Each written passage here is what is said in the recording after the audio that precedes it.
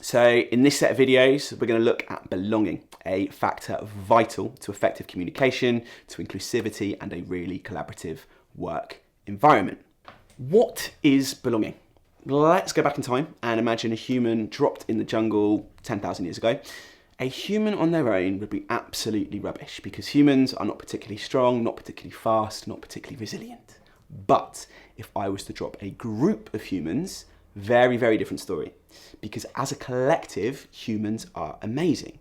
We have spent thousands of years cooperating to hunt mammoths, to share knowledge, to build tools, to become the dominant species on the planet.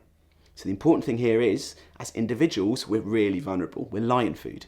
As a group who can collaborate and share information, we flourish.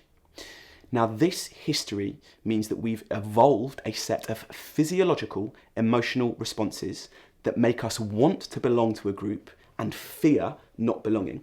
If we didn't have that desire, if we didn't have those physical responses to belong, our ancestors wouldn't have been keen to belong and would have ended up getting eaten, and we would not be here today. So it's properly baked into us. You know these responses. If you think about the last time you were at work with people who like you, people who get your jokes, your humour, people who share your values, it feels good.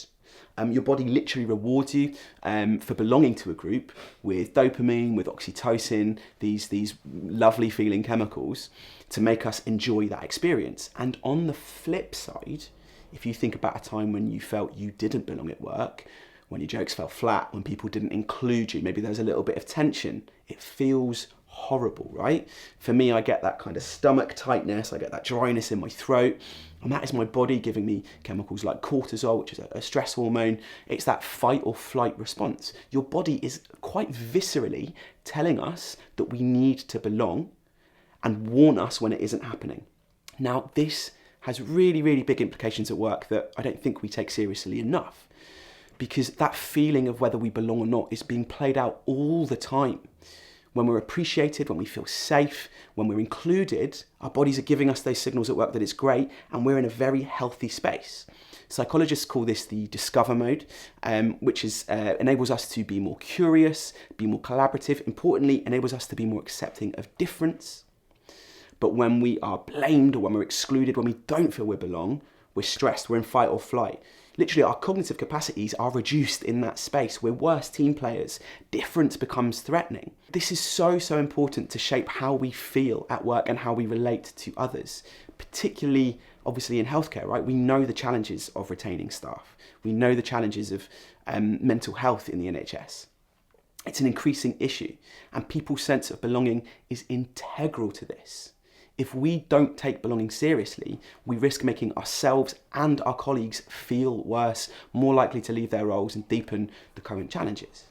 Further than that, belonging changes how we think. I've just talked about that discover mode, that defend mode, the fact that belonging triggers these ways of feeling and behaving based on whether we feel like we belong or not.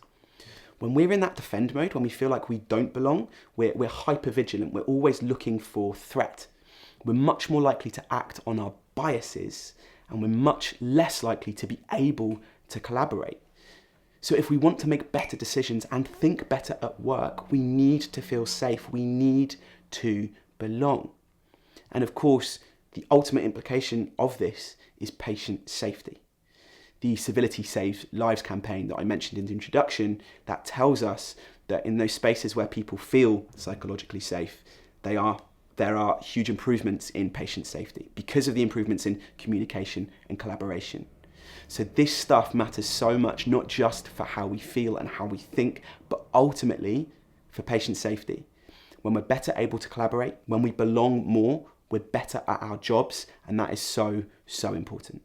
So the question is, given the importance of belonging for our well-being, for our teams, for our thinking, for our patients, how do we do it? How can we create spaces of belonging for our colleagues and our patients to feel both safer and happier in those spaces? So in the next videos, we're going to dive into the details of how to act, think, and communicate in ways that takes this stuff seriously.